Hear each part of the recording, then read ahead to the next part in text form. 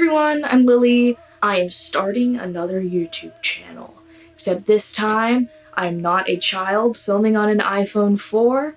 I am a proper adult with a camera, so that's an improvement, I guess, and yet we're still back on YouTube. So maybe not. Welcome to my channel. This is so exciting.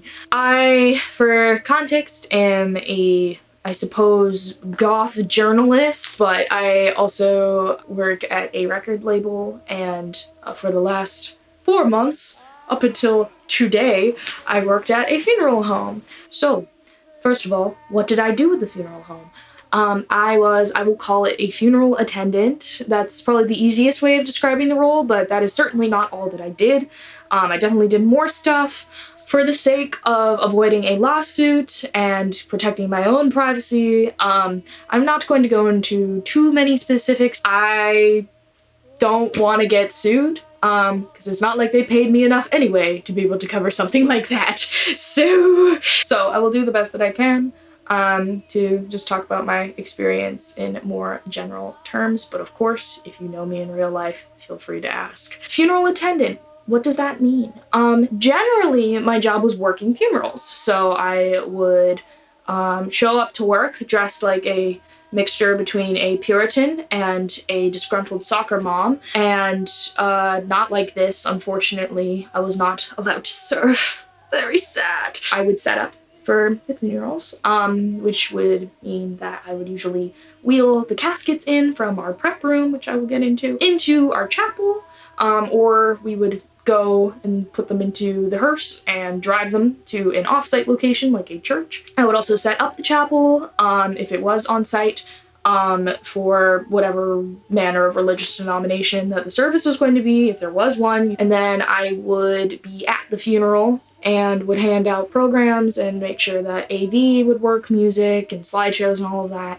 Then I would clean everything up, which was almost as grueling as like everything else, like mentally, that I endured working there. I also would work in the back sometimes, checking in new decedents that were brought to the funeral home, personal effects, all of that. Checking up on their status with one of the embalmers. I didn't do this nearly as often as I did the general funeral attending stuff, but I did do it a few times. I also shadowed an embalming, so I watched how that went.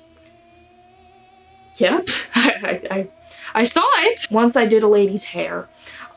So, you know, that all went down in 4 months.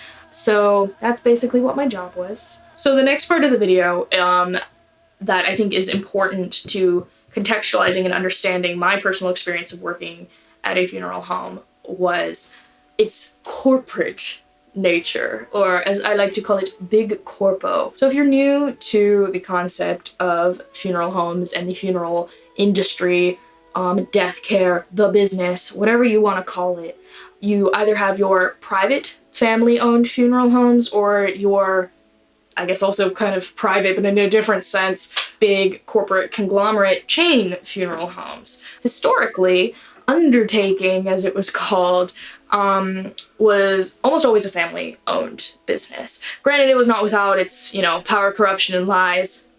New order.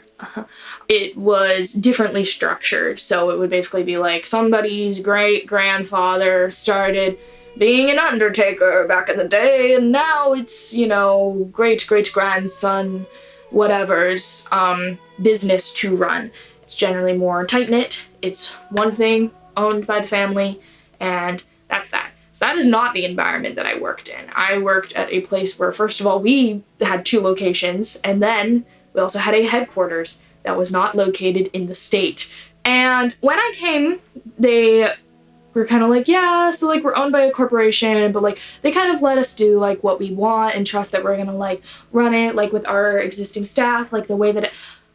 Respectfully, that was bullshit. The corporate mindset of parsing together something that is a intensely human, emotional experience that is hard to quantify and affects us all, putting that with corporations, so that would be a system based on capitalism, which is based on profit, which results in exploitation, hierarchy, general disregard for humanity in the name of creating that profit. You can probably tell that I'm not a fan of this system. The corporate system is inherently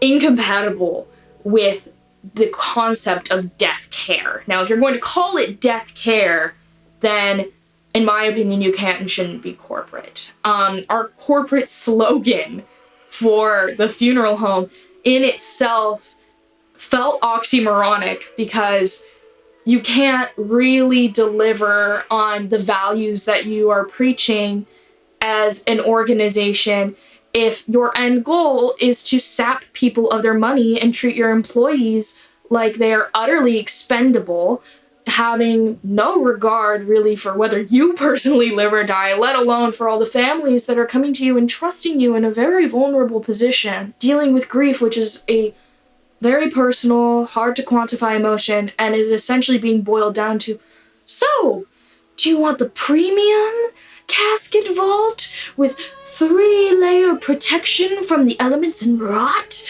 Or would you like the standard casket vault if you're broke, I guess? Which is not to say that that's exactly how those sales pitches went down at my funeral home. I don't know. I wasn't in that department. I could never do that. At the end of the day, no matter how you deliver it, that's basically what is happening. So to explain a little bit further the idea of the corporate funeral home and the funeral industrial complex, I'm going to point you to 2 pieces of media that, in my opinion, are both accurate to my experience working at a funeral home. The first one is one of my all-time favorite movies, and has been even before I started working there, so I was aware of this concept before I started working here for what it's worth. So I do not want you in my comments being like, well, at my funeral home, or I've been in this business for years. I am so proud of you that you could stick it out longer than I could. I wish that I was that strong, but sadly, I am not. The film is The Loved One, 1965. It is based on a novel by British author Evelyn Waugh. I think I said his name correctly. I apologize if not. The Loved One is essentially a parody of the funeral big corpo final boss Forest Lawn, which I actually grew up near, and it's referred to as the Disneyland of Death, which is great. It is, I guess, a palace of death denial. And in my opinion, it is also the primary converter of grief to money, and pushing away the grief and turning it into profit and sanitizing it and making it into something that is almost like going to Target. Like your grandpa dies, it's like, you know, you shop for your little thing and you put him in the ground and like you're done. And in my opinion, that's not what that should be about. But that is kind of like the commodification of death that happens when you are dealing with death in a corporate environment. You can't truly care. You will be making a profit, and to make a profit is to, in some way, sublimate emotion and put it away, which I think is wrong. That's my opinion. The other piece of media that I would recommend is the semi-recent, as of the time of recording, documentary series on HBO, The Mortician. Also about a funeral home that I grew up near. Very weird. That is about a man, a CEO, if you will, of a funeral home that did a lot of really fucked shit, you could say. Malpractice to its highest extreme, all in the name of profit. Now, in this case, his mistreatment was of the decedents themselves, but you'll see in the interviews with the family members that it directly affected those family members themselves. And that is a kind of trauma that you cannot undo. And no amount of money is ever worth that horrendous, like just burn in hell, disrespectfully burn in hell. Those are 2 pieces of media that I would recommend to really understand the funeral industrial complex. But as for little old me, how it affected me personally, well, let me count the ways. I worked a thankless job, and of course I did not enter this profession expecting people to thank me for my work. That's not why I did it, but I did expect to enter it and be treated generally like a human being. I personally was preparing myself to do this by watching a lot of Caitlin Doughty and reading her memoir. I recommend Smoke Gets in Your Eyes a lot. I saw a lot of myself in her, which is going to sound really damn cocky considering how cool she is. I read about her experience working as a crematory operator when she was 23 years old. I'm 23 years old. I just got out of school. She had just gotten out of school. She wrote a weird-ass thesis. I wrote a weird-ass thesis.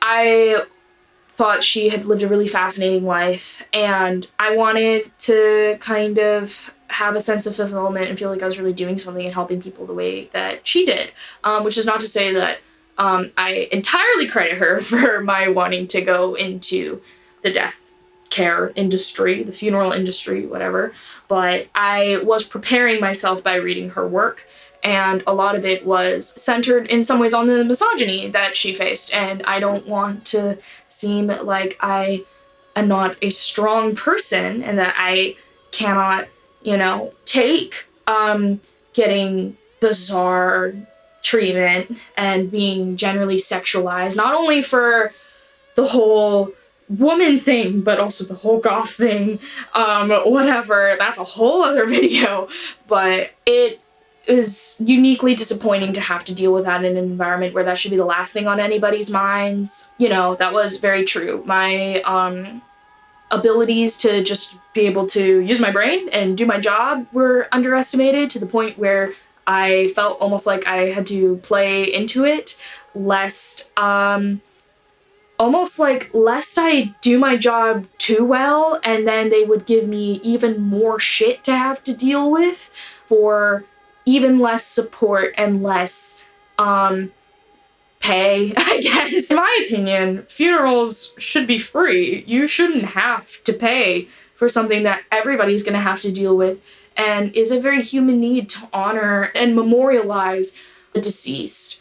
But this is the world that we live in, and unfortunately we also live in a world where Lily needs to pay her bills and make her rent on time, and this is also the world that you, dear viewer, live in unless you are incredibly privileged. That, unfortunately, is why I stayed for as long as I did, because I don't think anybody should have to deal with feeling unsafe in their workplace, and I don't just mean in the way that, you know, weird comments or anything like that is, but there are some horror stories. You deal with grieving families, people are in an emotionally volatile state.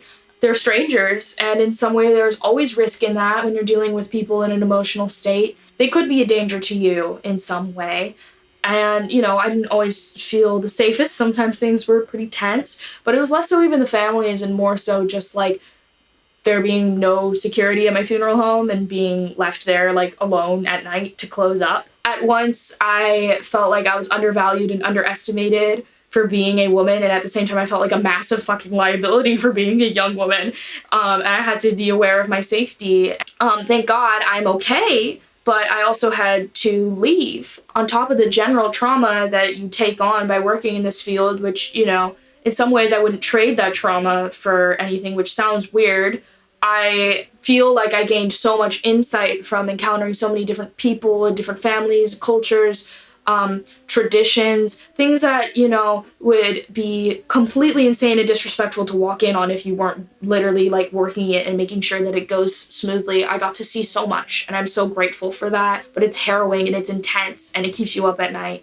Working in the back, things that haunt my nightmares, and that's not to say that I can't stomach gore. I only cried on the job once. It was for unrelated reasons. It can be a lot to stomach everything.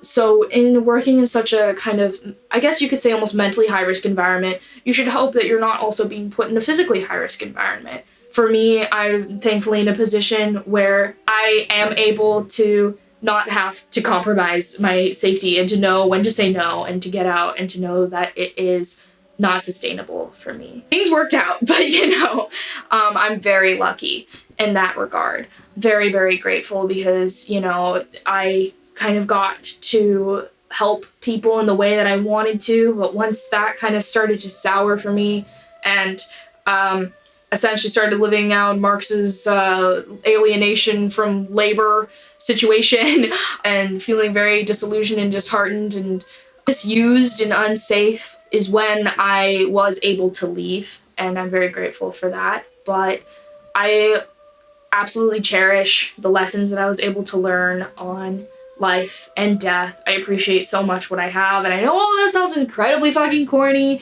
Perhaps looking at me on first glance, you see a goth. Sure, like, whatever, but I did not sign up for this job just so I could see gross shit or be depressed and I hate my life. The subculture prepared me to engage with death and engage with something that everybody has to deal with, but no one wants to deal with. Death is taboo, especially in American culture.